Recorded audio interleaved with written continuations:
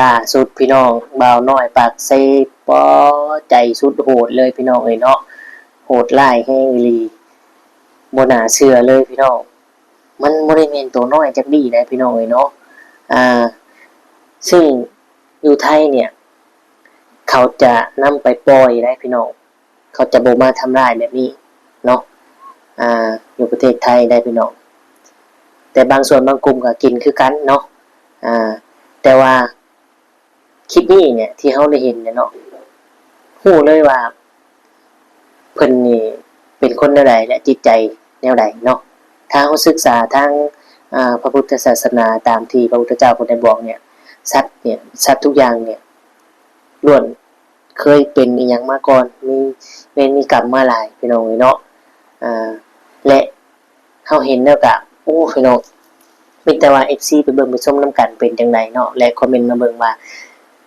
ทุกคนเคยเห็นเคยกินบ่แบบนี้พี่น้องเอ้ยเนาะสำหรับเรื่องราวที่หมอน้อยเพิ่นนำออกมาให้เบิ่งนี่พี่น้องโอ้สุดโหดแฮงอีหลีเนาะสุดยอด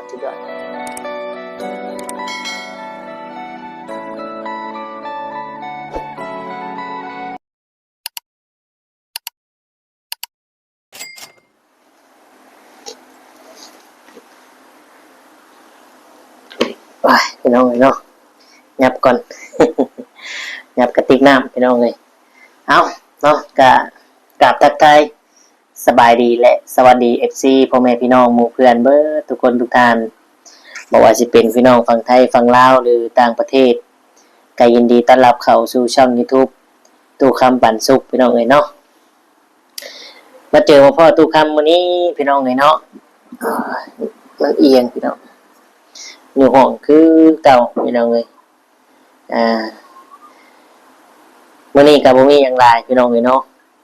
ล่าสุดเลยพี่น้องล่าสุดได้เห็นคลิปเนาะพี่น้องเนาะอ่า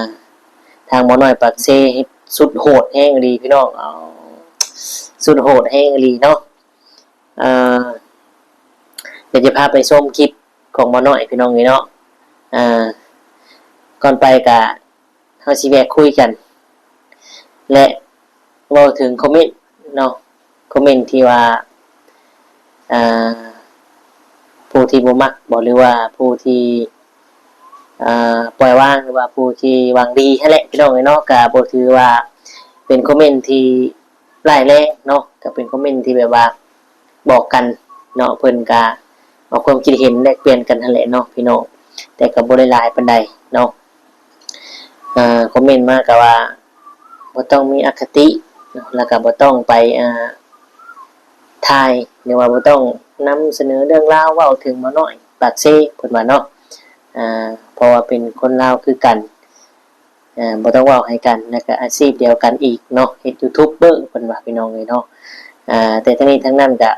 ขอขอบคุณขอบคุณเพิ่นเนาะที่เพิ่นได้ให้คำแนะนำแล้วก็ช่วยเตือนสติหรือว่าหวังดีนั่นแหละบ่อยากให้เว้ากันพี่น้องเอ้ยเนาะแต่ทุกคำก็บ่ได้เว้าบ่ได้ด่าบ่ได้หยังลาวเนาะพี่น้องที่ทุกคำน่ะที่ตามเราเนี่ยก็เพราะว่าเป็นยูทูบเบอร์คือกันและอาชีพเดียวกันอย่างที่ FC คอมเมนต์หั่นแหละเนาะพี่น้องเนาะและบ่อยากให้เป็นเยี่ยงอย่างบ่อยากให้อาชีพยูทูบเบอร์เนี่ยเป็นแบบคือที่เราเฮ็ดเนาะพี่น้องก็เพราะว่าอาชีพเดียวกันเนี่ยเฮาเห็นแล้วก็รู้สึกว่าโอ้เนาะเป็นเรื่องราวที่บ่น่าสนับสนุนและก็เป็นเรื่องราวที่บ่ถูกบ่ต้องเนาะพี่น้องถ้าว่าจะเป็นตัวแทนของยูทูบเบอร์หรือว่าจะเป็นผู้แทนสังคมลาวต้องทำแบบวินเลียมหรือว่าผู้ที่ได้ร่วมบริจาคยอดมาช่วยเหลือคนน้ำท่วมเป็นตัวแทนเนาะอันนี้เราก็ชื่นชมคนแบบนี้ต้องสนับสนุนเนาะพี่น้องแต่คนอย่างบ่น้อยปากเซ่เนี่ยหลายคนก็คือจะฮู้คือจะเห็นเนาะทุกคำก็เลยอยากให้มันมีตัวอย่างที่นักแน่นและตัวอย่างที่เป็นสติเตือนใจทุกคนเนาะพี่น้องเนาะอย่างเคสบ่น้อยปากเซ่นี้พี่น้องเลยแต่เฮาก็ติดตามเราแหละพี่น้องก็อัปเดตเรื่อยๆเนาะก็บ่ได้มีหยังหลายเพียงแต่ว่าเราเนี่ยจะดำเนินการจังใดเราสิมาไทยบ่หรือว่าจังใดเนาะพี่น้อง แต่ทั้งนี้ทั้งนั้นเราอยู่บ้านเราก็มีแนวเฮ็ดหลายแล้วว่ะพี่น้องเอ้ยเนาะว่าสิสวนมันสวนยางกลมันปลูกข้าวเกี่ยวข้าวก็แล้วก็โอ้มีหลายอย่างเฮ็ดงานเพิ่นน่ะเนาะมื้อละ1,000 บาทอีกได้พี่น้องหาเงินเราหาอยู่บ้านอยู่ประเทศลาวก็ได้มื้อละ1,000 บาทพุ่นใดพี่น้องเอ้ยเนาะซึ่งดีกว่าผู้ที่มาทำงานวันละ4-500อีกเนาะอยู่บ้านอยู่ประเทศเจ้าของอยู่บ้านเจ้าของได้เห็นครอบครัวอยู่กับพ่อกับแม่เนาะมันก็สิดีไปในมุมนี้ผู้ที่เฮาสู่ชนกันจังซี่แหละจากบ้านจากเมืองมาไกลเนาะพี่น้องแต่ก็บ่ได้คิดหยังหลายนี่ก็ซ้ำบ้านเมืองเฮาอยู่แบบพี่แบบน้องฮักแพงเมืองปันกันพี่น้องเอ้ยเนาะและที่สำคัญพี่น้องมื้อนี้ก็จะคุยกับ FC ทีมงานผีก้อยเนาะว่าทีมงานผีก้อยเนี่ยจะมาเข้าโรงเรียนอยู่ไทยพี่น้องเอ้ยเนาะว่าสิเป็นไผเดี๋ยวรอติดตามชมกันเด้อเนาะทางทีมงานผีก้อยพี่น้องเอ้ยเอาเรื่องราวสิเป็นจังไดตู่คำออกมาว่าเบาน้อยสุดโหดเบาน้อยชุดจริงเนี่ยเป็นจังไดเนาะคือเรื่องราวเป็นจังไดเดี๋ยวจะพาไปชมพี่น้องเราเฮ็ดแบบสุดยอดเลยพี่น้องเปล่าเนาะกล้าแล้วกล้านะพี่น้องเนาะแล้วก็เป็นแบบว่าโอ้ยสำหรับเฮานี่ก็บ่กล้าจับแล้วพี่น้องย่านเนาะบ่ต้องมาย่านแต่ทุกคนก็เข้าใจเนาะแต่เฮาก็ในเบื้องในรู้สึกว่าใจบ่น้อยเราเป็นคนเฮ็ดเองบ่เราเป็นคนลงมือเองบ่หรือว่าจังไดพี่น้องเนาะเอาเดี๋ยวสิว่าทุกคำบอกเอาเดี๋ยวจะพา FC เพื่อนพี่น้องไปเบิ่งไปชมนำกันเนาะสูตรโหดคือหยังบ่น้อยเพิ่นเฮ็ดอีหยังพี่น้องเนาะไปเบิ่งไปชมนำกันกับทุกคำเลยก่อนไปพี่น้องฝาก FC พ่อแม่พี่น้องทุกคนกดไลค์กดแชร์กดติดตามและกดเบิ่งโฆษณาให้ทุกคำเลยเนาะบ่กดข้ามพี่น้อง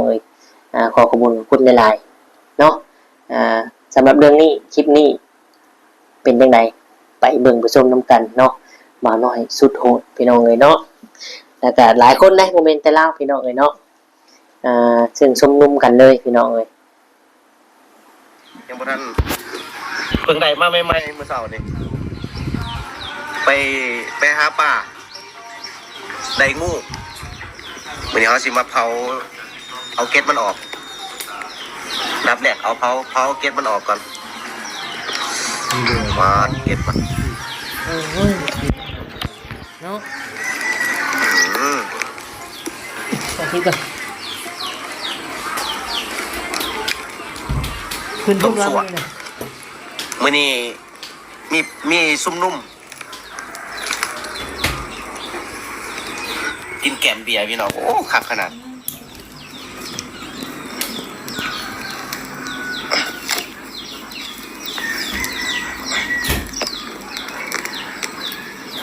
แล้วมันไกลๆเบิ่งตะกล่องที่อยู่ใกล้แท้นี่ใครเคยกินเนี่ยก็มันย่างพี่น้องฟังไทยเคยกินบ่สมสวงงูนะหาโลน้ำหนักหาโลได้นี่ยาวหาโลมันได้นี่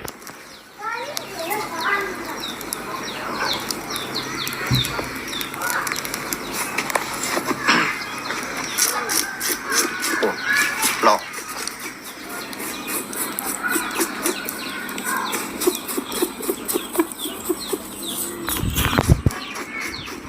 มาแต่ล้นไฟแล้วหลอกออกง่ายอยู่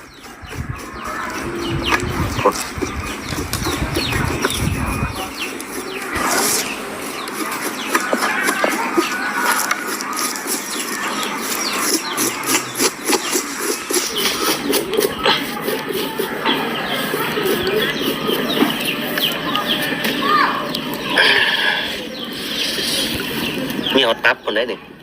ตับงูเคยเห็นว่าตับงูยาว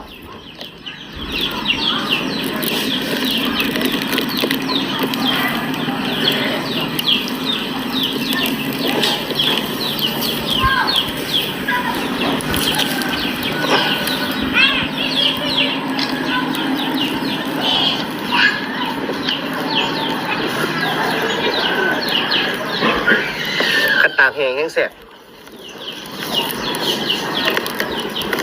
ขวดดีๆแล้วไปตากแห้งแล้วมาต้มส่วนนี่ออด อันนี้ใส่มันได้นี่ไขมันขนาดถูกนี่ตอนมัน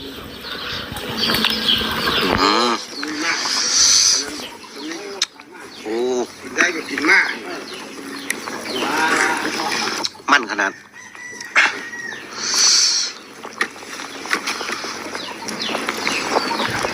คักแล้วแหละมันนี่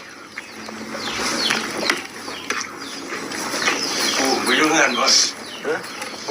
มันเอาเสือเงินได้แค่นั้นปูอ่ะมันขนาดใส่น้ำปลาแดงน้อยนึงเนาะเดี๋ยวนะซิมเลยบ่บวงกับบ่มีจ้องกับบ่มีเอามาสัวอีกเท่านึงเลยเนาะหรือว่ากินเลยบ่สัวอีกสัวใส่หอมต่างหากสัวอีกเท่านึงเนาะต้มมาจังซีกต้มไปเปื่อยแล้วมาปรุงเครื่องอีกเท่านึง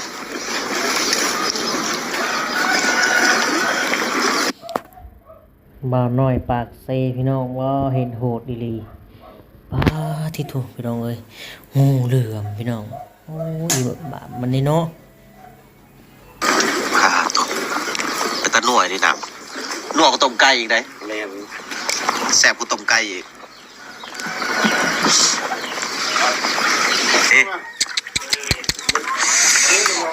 ของแซ่บอันน้อยมันเนี่ยซอยพะเท้านี่ทอนห้างเลยเนาะสกินตรงนี้อยู่งอนอยู่นี่บอกเลยอยากเห็นเราได้เลย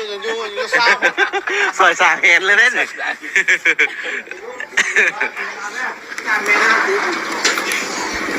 ของแท้หาโลเนาะจามสวยจังห้าวะกระเด็กเสกเล็งมาเลยมักเลยเนาะโอ้ทีมงานผักหอมมาแล้วมีทั้งคาค่าเสื้อวันนี้เอาหัวค่าเสื้อแบบนี้เอาหัวค่าเสื้อเก่าแล้วเก่าหัวค่าเสื้อเอาลุงแม่มึงไงลุงปลาล้างไหมปลาล้างพอได้หอมเลยนะเหมือนกินต้นน้ำมันเลยเนี่ยครับเสื้อนี่เลยสวยเสื้อไหนคาใส่น้ำหลังของแท้เนาะดิสวยขาอ้วนซิกระเดียพันจีเอาตัดในโบเท่าตัดเครื่องจังอันไม่เอาจังเอามาใส่อีกใส่สองเทือเนาะแน่จังคือมองกันบ่ยังกับแห้งอีก3-4เตือนน่ะนี่ตัวย่างซะเด้ตัวย่างซะส่งเตือแม่สัญญาพดอย่าเที่ยงนะก็ยังไงกันสวยเอาดับอย่างนั้นสวยสั้นๆสิข้างหน้าขามามัดตะกูลเลยมึงมาผมปอมาป้ากันเนาะกี่กันแล้วแจ้งแล้วเลยจิกแล้วเสร็จแล้วเลยค่อยได้ซอยไล่เตือนะเสี่ยวมาแต่จริงแค่จังเลยบ้ามีสุดมาเราจะปากจากมือนี่ดิไปสายอินพอท่านเหมือนป่าเราพอพวกมันมาโอ้วิ่งกับบอกเสาขึ้นรถท่าเองตอนแรกมาจังมาจากบุษงเลยหรือเปล่าแซ่บอยู่ป่ะครับโอ้สุดยอดเลยซิมเนี่ยเบิ้ง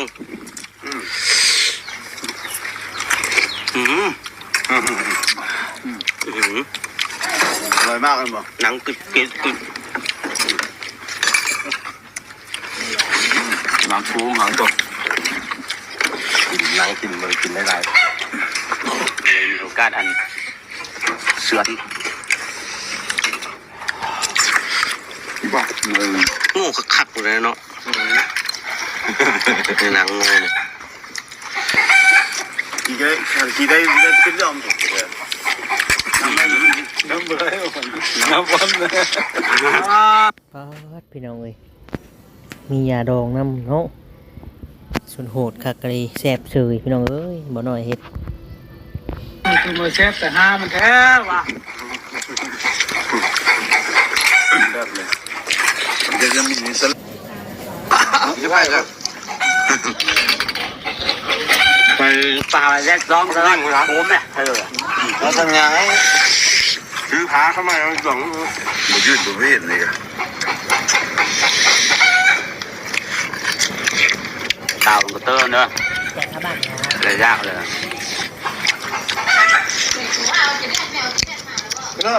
ตัวแม่ก็บุกี้ที่จะหัวประกาศ มาเด้ออย่างพอเชื่อมตอนนี้ก็ เห็นรถใช่ไม่สมัยด้วย มาจะไปกินย่างเหรอ นังมันนี่แสบ มีกันวันไปกระดิ่งไปกระดิ่งว่างกันดิ่ง นังมันนี่แสบ ยำกึดกึด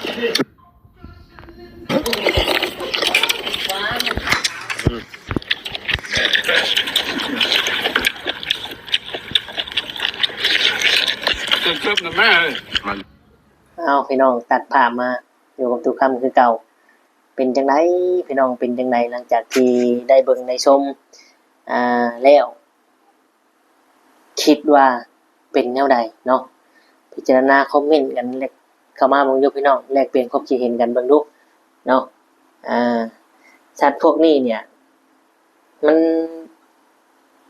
เป็นสัตว์สงวนบ่หรือว่า เป็นสัตว์เกี่ยวกับอีหยังเนาะเป็นสัตว์เป็นงูแหละแต่ว่าเพิ่นเอามาเนี่ยเพิ่นเอามาจากไหนมันไปเฮ็ดหยังบ่มันทำความผิดหยังบ่มันไปมีการเกี่ยวข้องหยังบ่เนาะพี่น้องเนาะถึงได้จับเพิ่นเนี่ยจับงูตัวเนี่ย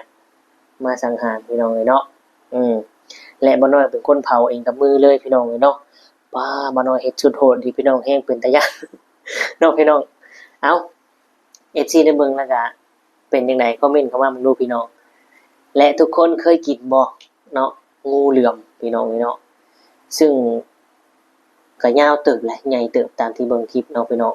เราไปเอามาจากไหนพี่น้องเนาะ FC ทุกคนลองเมนต์มาเบิ่งเคยกินเคยเห็นเคยเจอแบบนี้บ่พี่น้องเนาะประเทศไทยเนี่ยบ่มีได้แบบนี้เพิ่นเจออยู่ไสขึ้นบ้านขึ้นเรือนเพิ่นก็จะไปจับแล้วก็ไปปล่อยสู่ป่าสงวนเนาะเรียกว่านำไปปล่อยเขาป่าพี่น้องเนาะแต่นี่บ่น้อยเราจับมาพัดเพชรพี่น้องมาต้มเลยต้มสั่วเลยพี่น้องเนาะ แต่ว่าถ้าอยู่ลาวเนี่ยจะอยู่ในป่าสงวนหรือว่าในสิ่งที่รัฐบาลเพิ่นห้ามเนี่ยก็ผิดคือกันพี่น้องเนาะผิดได้พี่น้องเนาะรู้สึกว่าสิรู้สึก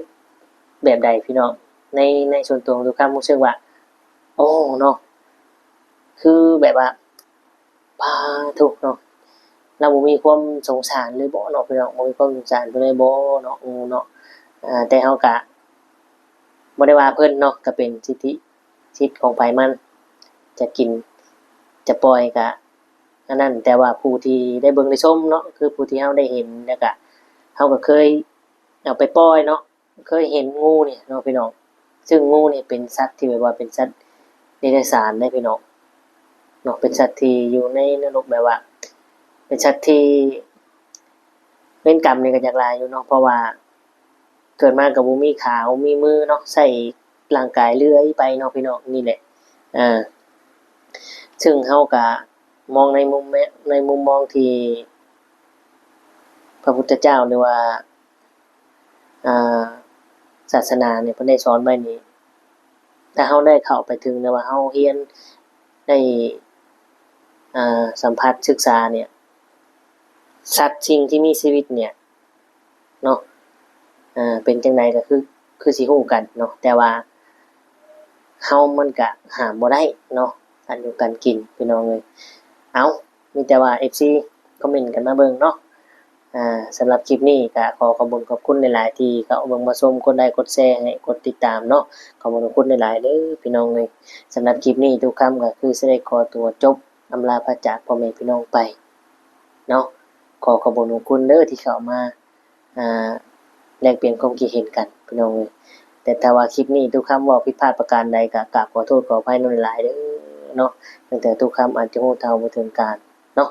ก็บอกตักเตือนกันได้พี่น้องเอ้ยเอาท้ายนี้สุดนี้ทุกคำก็คือสิได้ขอตัวกล่าวคำว่าสบายดีและสวัสดีครับ